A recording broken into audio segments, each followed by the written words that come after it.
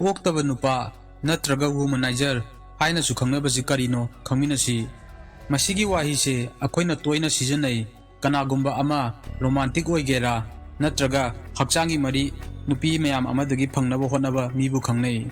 Makhoi amattadadi commitment arepa thamdabida aduna masigi lamchatse karino ohelibano khangminnasi amadi video si loiba faw yengbiyo maramdi matai manawgi oiba wahang paukhum amasu taminasi. Womanizer karino khangnaba honabada aikoina oiriba midogi pungning khangbiba amadi yam thuna wayel piba tawgumsi maramdi mi amaga manade amadi makhoibu phagatnaba pungning thawgatpada khenaba yai aduna haurasi sida leire ahanba point Womanizer si karino understand tawbagi 1 pungning wakhalgi oiba maram Womanizer oiba nupa kharagi di nungi oiba pungning wakhalgi maram na taholli sida oiba yarise angang oiringaidagi thengnarakpa aruba phibamgi nungsi mari masina maram oiraga pungning wakhalgi oiba arepa thambabu kiba phawba natraga masana masabu respect tawba hengatnaba masi tawbasina mi ataina mabu yaningi masak khangbi phawbadagi 2 magi personality top lamchat kharana maram oiraga mi amabu hena Womanizer oibagi lamchat ohelli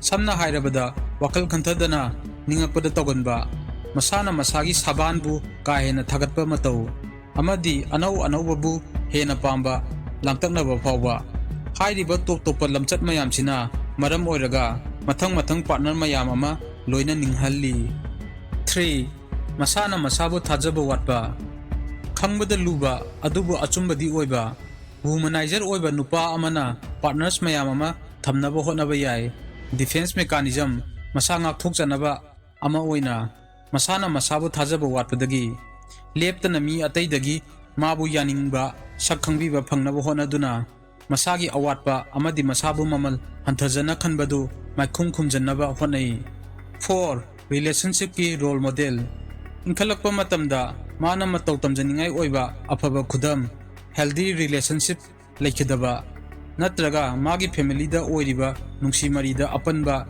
thengnakhibana mi amagi nungsi nungon arepa thambagi wakhalonda ahongba purappa ngami 5 societal influences cultural amadi societal gi maramna yamna maru oiba role ama lawba ngami mi amagi Womanizer oibagi lamchatta media na piba message maru mapangi pressure amadi society gi chanabina karigumba kanda thagatpa mingchat piba oina marak ki natraga arepa yaudaba relationship pu pungning thogatpa yai 6 haukibada thengnakhiba haukiba relationship ta thamoi kaiba namthak thengnakhibana karigumba kanda mi amabu Womanizer gi personality ohelli masagi pungning wakal sokpa yabadagi ngakthok chanaba pambai oina 7 sokanena pakatpa Womanizer kharadi akiba phawi magi pungning wakhalbu solakadrana karigumba committed arepa relationship ama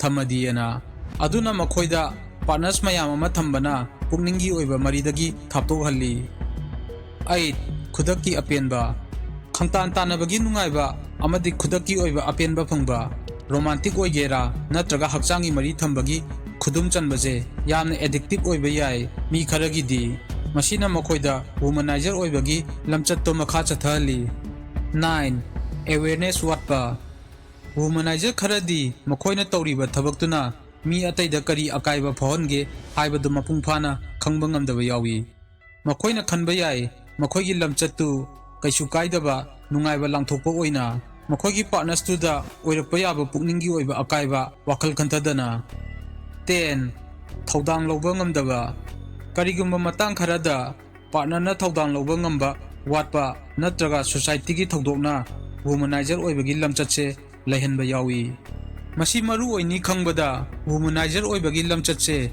natraga oirapagi maramse khangjanbada kanai hairagasu masina excuse oina migi pungning wakhalda mawong amatagi sokhanba yaba action natraga lamchatpu justify tawba yaroi Womanizer oibasina amang ata thohanba yai saruk yariba mi khaiduda amadi masigi lamchatse ulliba mi dudasu karigumba nangna natraga Nangna khangba kanagumba amana womanizer oirapagi lamchattagi awaba mayoknarabadi professional gi mateng lawba fagani.